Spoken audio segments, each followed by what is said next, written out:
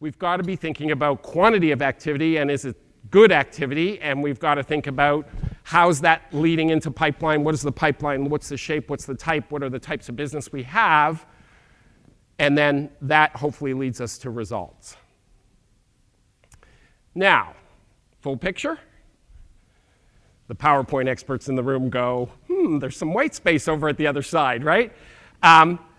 The other thing, and this I think is the one where I would say organizations, they've done a lot on activity, pipeline, and results.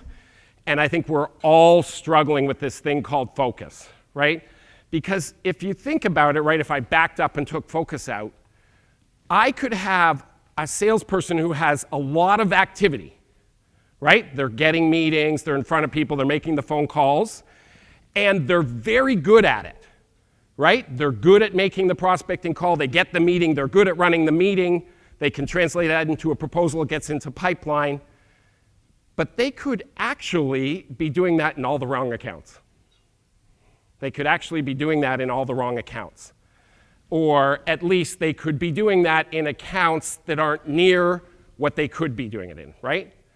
All sales opportunities are not created equal. All people within organizations are not equal. So how do we think about focus? How do we measure focus?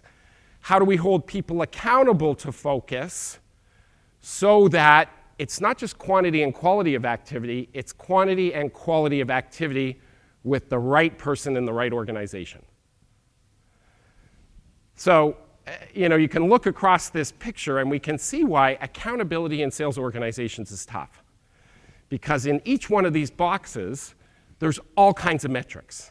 And the great news is we've got great systems with all kinds of information and numbers. The tough news is that at times we can have data overload.